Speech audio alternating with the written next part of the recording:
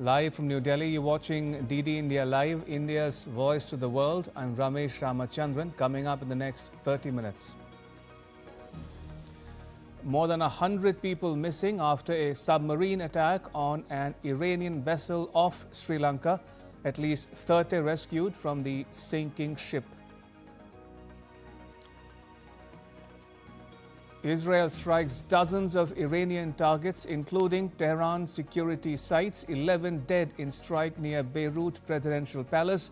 Iran launches more than 40 missiles at US and Israeli targets.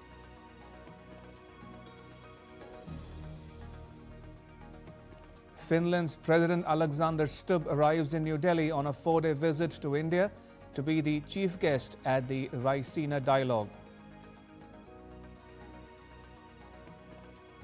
South Africa and New Zealand lock horns in the first semi-final of the ICC T20 World Cup at Eden Gardens in Kolkata. Proteas aim to extend their perfect run as Kiwis seek redemption. And Holi, the festival of colours, is being celebrated today. President Murmu and Prime Minister Modi extend greetings.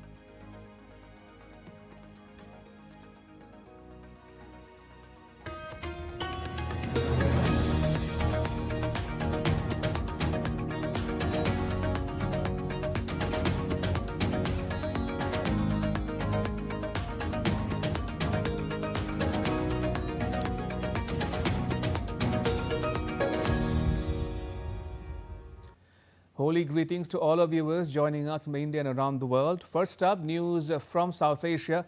At least 101 people are reported missing and 78 others injured after a suspected submarine attack on an Iranian vessel off Sri Lanka's southern coast. According to agency reports citing Sri Lankan Navy sources, a distress call was received from the Iranian frigate IRIS Dina, which reported technical difficulties about 40 nautical miles off the coast of Galle.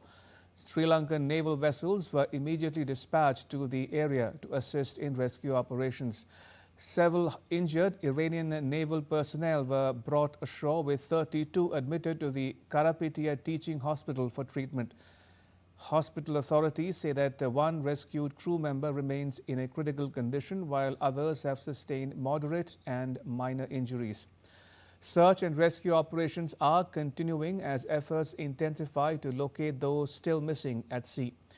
The exact cause of the incident remains unclear, although initial reports suggest that the vessel may have come under attack.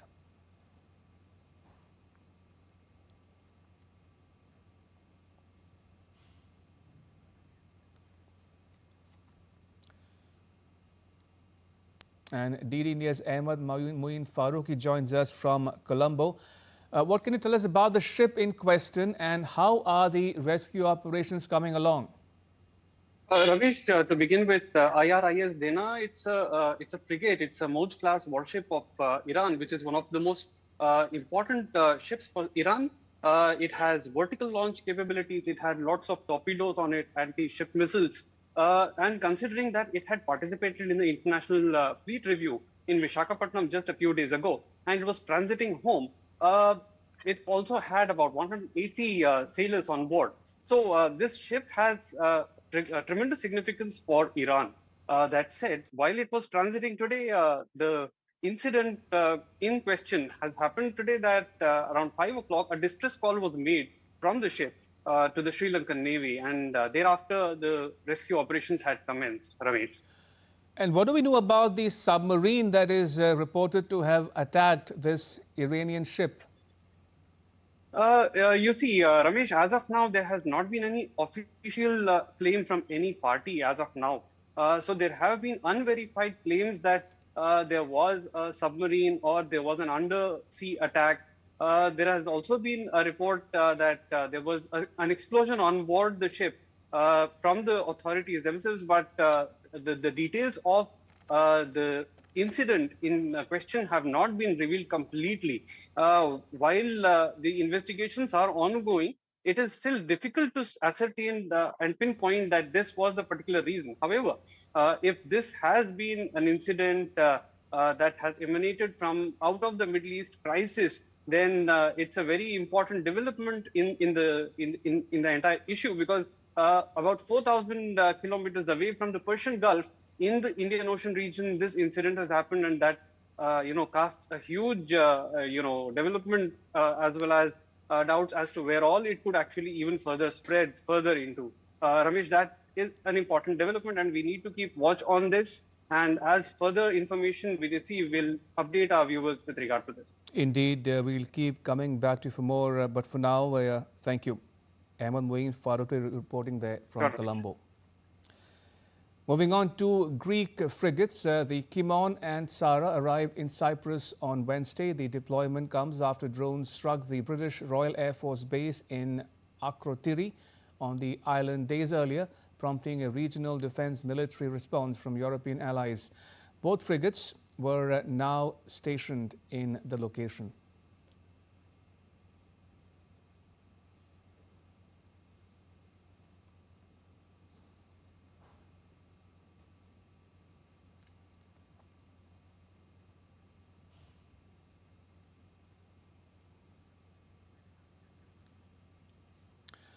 Europe is confronting a new wave of geopolitical tension as the war in the West Asian region escalates following US-Israeli strikes on Iran.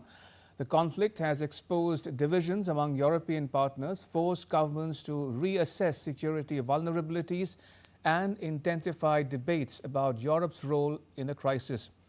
For more on this, we're joined by DW's Thomas Sparrow in Berlin. Thomas, let's start with Germany, where you are. Chancellor Friedrich Merz traveled to the US for a meeting with President Donald Trump. What was the Chancellor trying to achieve, and how did that meeting go? It was actually a meeting that was planned before the war began. So basically the topics that were on the agenda for Friedrich Merz were slightly different to the war in the Middle East. Those topics included the war in Ukraine, but also, and this is particularly relevant from a German perspective, the issue of the economy, specifically tariffs. But it is clear that the war in the Middle East overshadowed those other topics, and that was evident during the meeting in the White House. From the German perspective, what Friedrich Merz tried to present is the idea that Germany has the same goal as the US, stand in the same page as the US when it comes to removing the regime in Iran. However, there are concerns in Germany about what happens next, what Friedrich Merz described as the day after. And Germany has also been rather cautious when it comes to criticizing or even questioning the legality of the strikes from the United States and Israel, and that is unlike other European countries. So in your introduction, you mentioned correctly that this is revealing tensions from a European perspective as to what role Europe might lead, and in particular what role European countries like Germany, France and Spain might lead in this crisis as well. And talking about Europe, Thomas, what divisions exist among European partners regarding this conflict?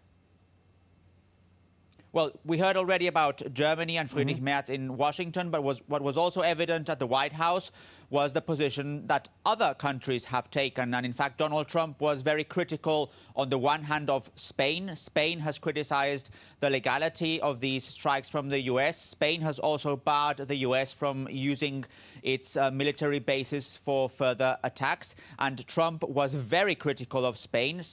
Trump was also critical of the United Kingdom. Now, the UK is not part of the European Union, but is working hand in hand with Europe on a variety of topics. And as such, Trump criticized both Spain within the European Union and the UK, which is out of the European Union. That was evident at the White House, and that just reveals to what extent the European Union and Europe as a whole are now scrambling to find one particular voice, one unified approach to deal with this crisis and position themselves accordingly. And if I might add, Thomas, France has also chimed in saying that what is happening with regards to Iran is falling out of the international law, as it were. But coming back to the issue at hand, how are European citizens reacting to this ongoing tensions in that part of the world? And thank you for adding that about France, because it is important where France stands in this whole crisis and to what extent France has supported the view coming from Spain and Spanish Prime Minister Pedro Sanchez. So you can clearly see that there are differing views from France, from Spain, from Germany. Indeed. Basically, you have 27 European Union countries now positioning themselves, and the goal from Brussels will be to try and unify those positions and also to try and understand and present that to European citizens that are concerned about the impact that that might have in European economies if gas prices go up, if oil prices go up, but also if there are security concerns coming from this war specifically for European countries. This is an ongoing development, an ongoing crisis, and one that will certainly test Europe's resolve when it comes to having one unified approach. All right, we'll leave there for now. Thomas, thank you. Thomas Sparrow reporting there from Berlin. Moving on, US President Trump has said that he believed Iran was preparing to strike first, his latest explanation for the Iran attack amid shifting accounts from the administration on why the war started. We were having negotiations with these lunatics, and it was my opinion that they were going to attack first. They were going to attack. If we didn't do it, they were going to attack first. I felt strongly about that. And we have great negotiators, great people, people that do this very successfully and have done it all their lives very successful. And based on the way the negotiation was going, I think they were going to attack first. And I didn't want that to happen. So if anything, I might have forced Israel's hand. President Trump's timeline for the Iran operation has shifted since it began. He first told the Daily Mail that it could take 4 weeks or less. Then he told the New York Times 4 to 5 weeks.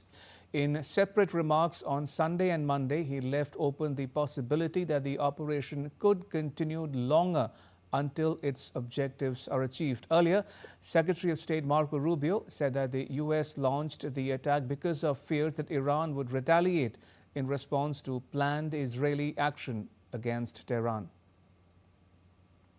Conducting an operation to eliminate the threat of Iran's short-range ballistic missiles and the threat posed by their Navy, particularly to naval assets. That is what it is focused on doing right now, and it's doing quite successfully. The purpose of this is to destroy that missile capability. Why does Iran want that ballistic missile capability? What they are trying to do and have been trying to do for a very long time.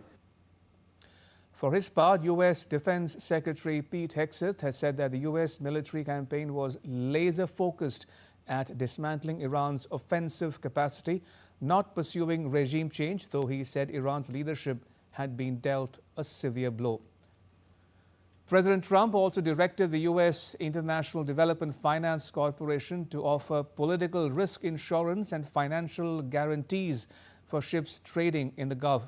He said the United States Navy could escort oil tankers through the Strait of Hormuz if necessary. And in news coming in from France, the French Economy and Finance Minister Roland Lescure on Wednesday said the country is planning a meeting of the G7 finance ministers on the West Asia crisis, with central bankers also in attendance. The French minister said that he had spoken with his counterparts, in particular U.S. Treasury Secretary Scott Bessent. He further said that all leaders have agreed to hold a meeting which will place at the beginning of next week.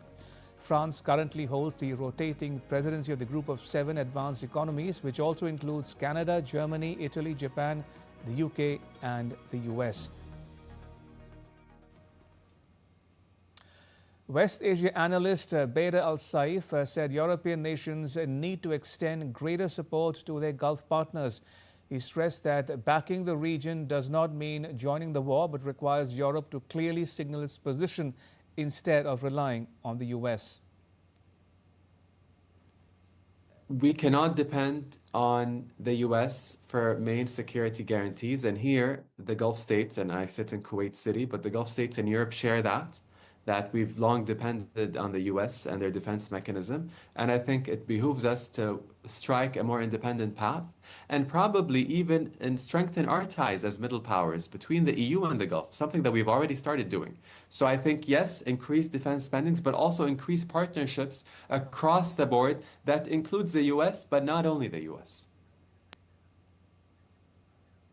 Right, time for a very short break. Keep watching DD India Live.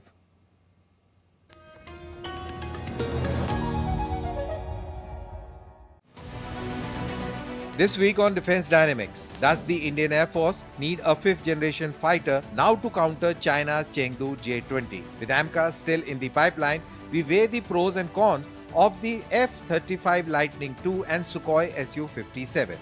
We decode Israel's air defense shield, Iron Dome, David's Sling and Arrow, and what India can learn from it. India inducts INS Anjadeep, boosting coastal anti-submarine capability, why it matters. Catch the full analysis this Wednesday at 8 p.m. IST only on DD India.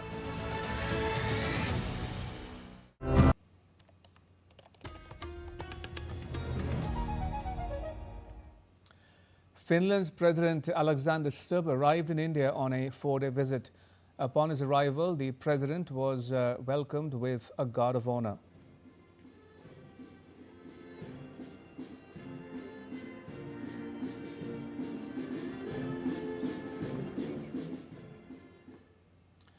President Stubb will be the chief guest and keynote speaker at the 11th Raisina Dialogue 2026 in New Delhi. This will be the first visit of President Stubb to India in his present capacity. During his visit, Prime Minister Modi and President Stubb will hold discussions on strengthening bilateral cooperation across a wide spectrum of areas. They'll also exchange perspectives on regional and global issues of mutual interest, including cooperation in multilateral fora. President Stubb will meet President Droupadi Murmu, Vice President C.P. Radhakrishnan, and External Affairs Minister S. Jaishankar will call on him as well. The visiting president will thereafter visit Mumbai, where he will interact with Indian business leaders and attend an India-Finland business event. India and Finland share warm, friendly and multifaceted relations rooted in shared democratic values. Finland is a valued partner for India in the European Union and the Nordic region.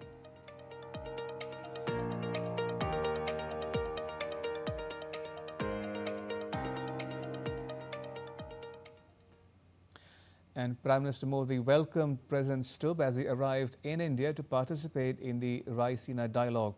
Taking to social media platform X, he wrote, and I quote, "Welcome to India, President Alexander Stubb. I fully agree with you. Your visit will take India-Finland relations to new heights. I eagerly look forward to our meeting tomorrow and to your keynote address at the Raisina Dialogue 2026, unquote.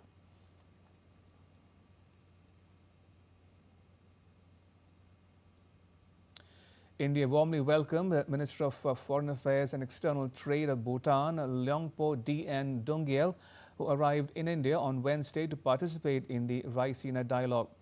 India-Bhutan partnership is founded on deep mutual trust, enduring friendship and goodwill. His visit is expected to further strengthen bilateral cooperation and impart renewed momentum to the close and long-standing ties between the two countries. Now, millions are celebrating Holi, the festival of colors, in India and around the world on Wednesday.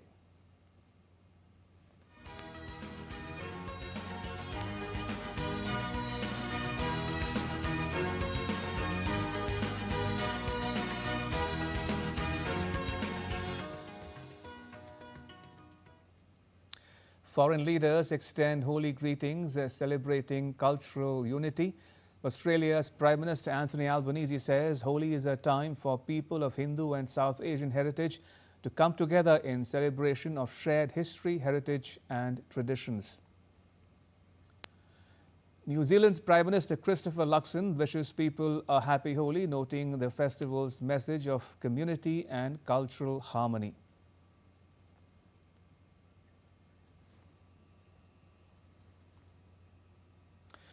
Thousands of kilometers away from home, the colors of India come alive in Wellington, New Zealand, as the Indian diaspora gathers for a traditional Holika Dahan and colorful Holi celebration.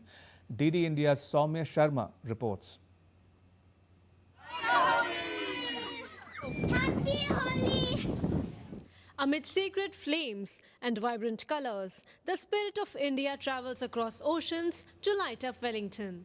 Let's take a look at the Holi celebrations right in the heart of New Zealand.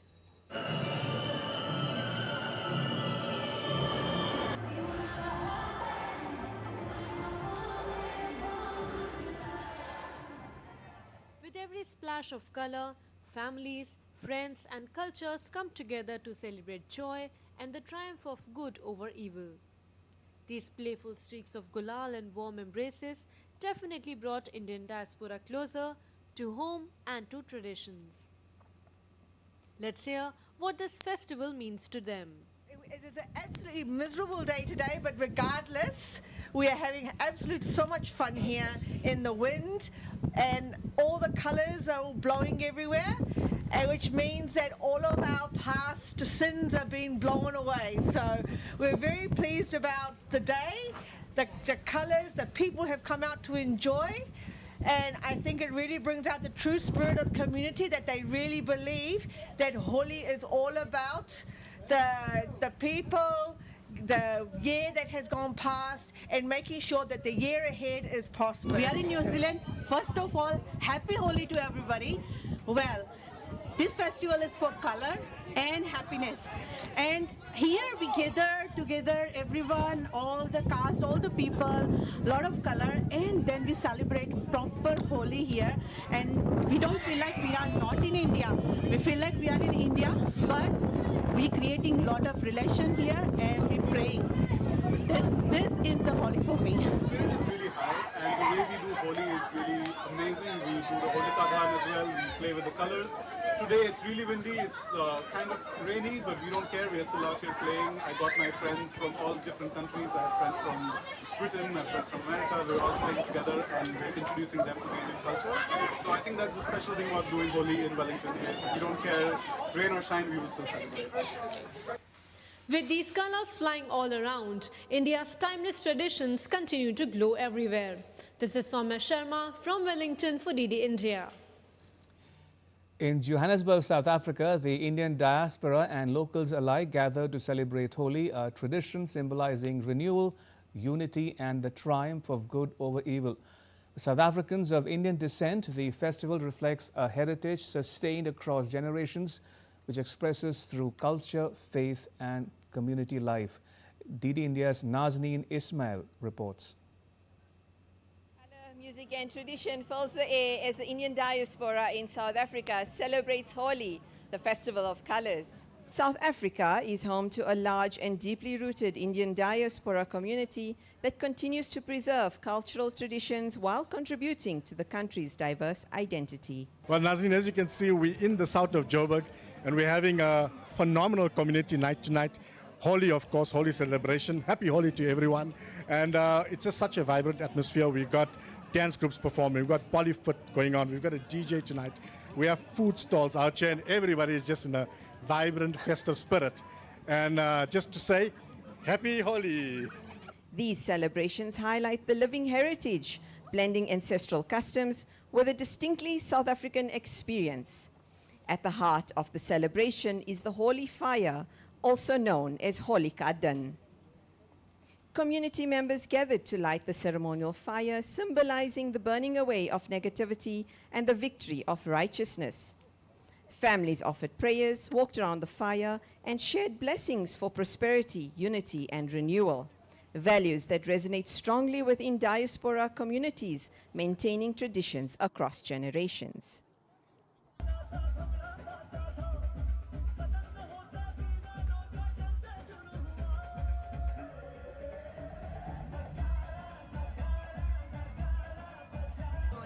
South Africa celebrating same like India, like our home country, India. Indian people celebrate like what, faith, emotion. Same, we people here celebrate all function, and today special we celebrate Holi. Happy Holi, happy Holi, happy Holi, happy Holi, everybody happy Holi.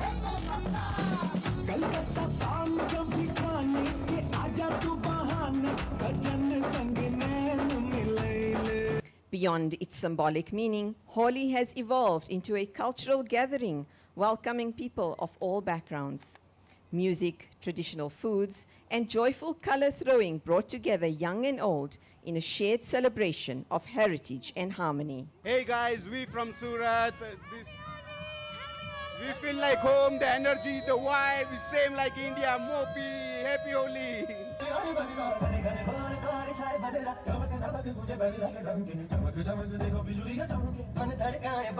We here celebrating Holi in South Africa and in Johannesburg South. We try our best to keep our Indian culture and heritage alive.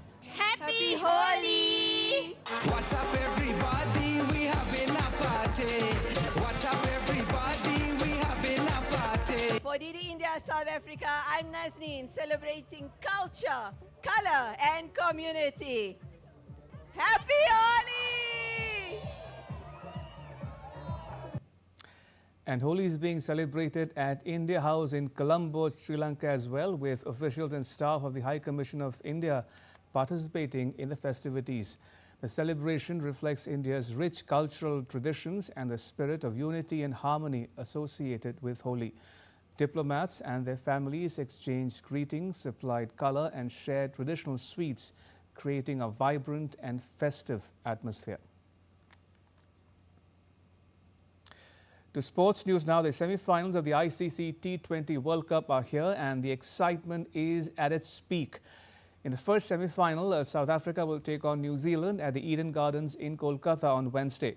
South Africa have been one of the strongest teams in the tournament so far. The Proteas are unbeaten, making them the only team with a 100% win record across both the group stage and the Super 8s. The team will now be aiming to continue their winning streak and book a place in the final. And that's all for this edition of DD India Live. You can get the latest news on the DD India mobile app on both Android and iOS platforms. Scan the QR code to download it. And we'll be back with more news as it breaks. I'm Ramesh Ramachandran. Wish you all a very happy Holi from all of us here in New Delhi. Thanks for watching DD India Live.